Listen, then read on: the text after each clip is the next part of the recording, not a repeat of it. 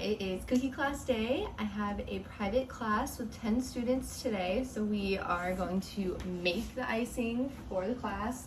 I always prefer to make the icing as close to the class as possible.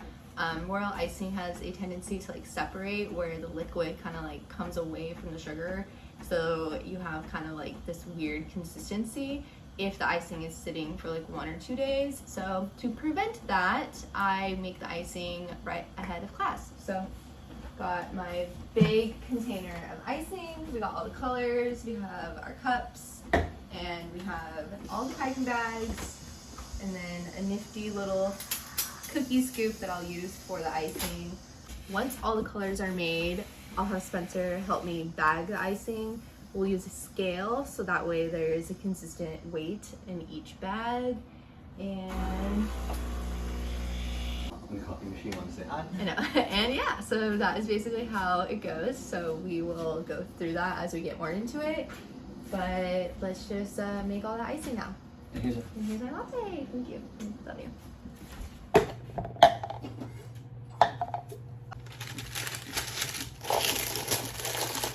We'll set up a bunch of cups and put about 4 bags per cup, just like this. And that way when we're bagging all the icing, we can just scoop it in, pull it out, and there's already a bag in there ready for us. And it just kind of speeds up the process.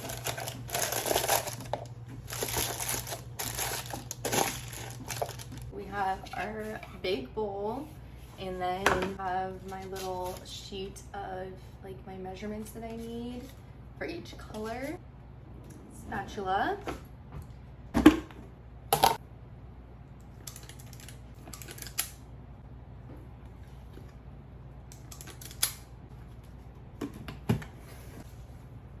So I'm using some of the pre-made icing that I already have. So I'm just gonna dump this directly into the bowl.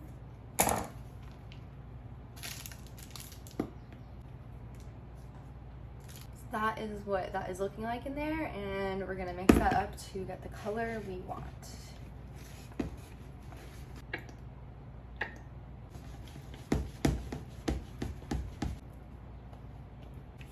All right, so this is the green that I want. So now I'm going to thin this down to the consistency that I need for class, and then we will bag.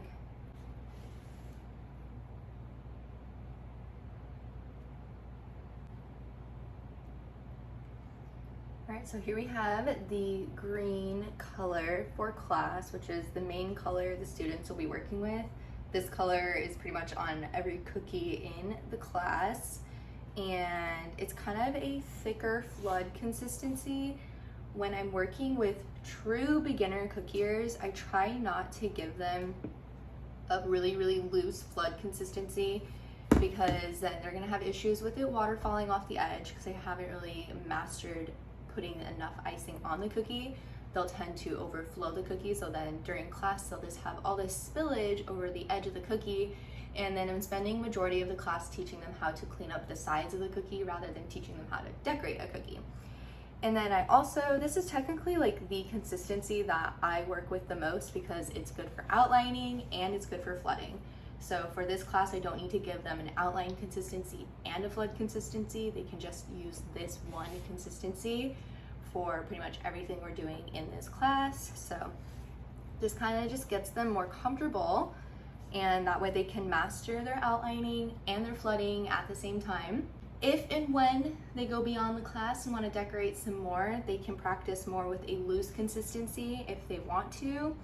There isn't really much wet on wet technique in this class, so if it were a really focused wet on wet class, I would loosen this up just a little bit more. But this is perfect because it'll be great for the outlining portion. They'll still be able to fill in the little areas of the cookie with this same consistency. So another tool that comes in handy when I'm prepping a lot of icing bags is this bag sealer. You get the roll of tape, and then you just slide it in that little nook right here, and then you pull the tape over across the top. I have it upside down actually. Flippy-doo. So you want to have the sticky side facing up like that, And then, so you take the open piping bag and then you twist off the top just like that. And then you'd put that through the machine and then it tapes it off just like that. So instead of having to tie off all these bags or put clips on all of them, this does the trick.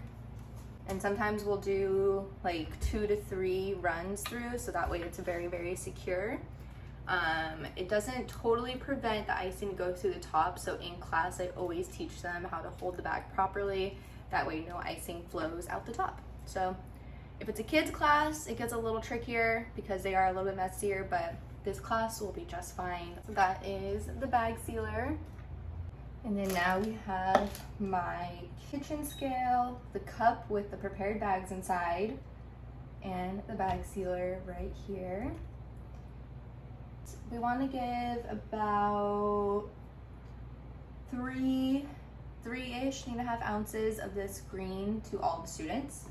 So I'm going to use my scoop and then we'll scoop that in there until we get that desired amount.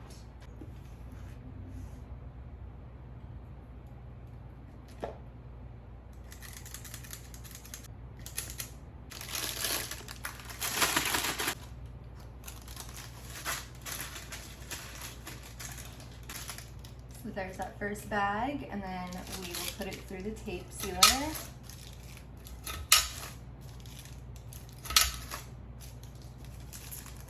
And the first bag for class is ready to go.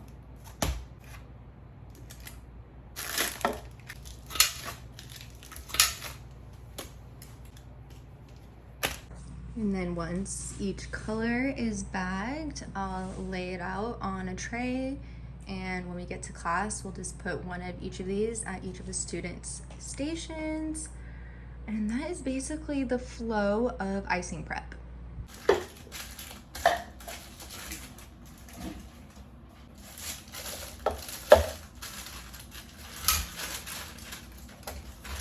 Almost done bagging all of the icing, so it's time to clean up and kind of pack up everything, make sure I have everything ready to go. We have all that icing, the package transfers for the students, all of the trays. I always give them a little wet nap because hands will get sticky, and some stickers, business cards, all that good stuff. Yeah. All right, so now I need to package the little froggies that I decorated yesterday. Those are the snacks for the students during class or after class, and basically all prepared. So good stuff. It's going almost on 10 o'clock. Class is at 2 o'clock today, so I have plenty of time to get ready, eat some food, and mentally prepare to teach a class.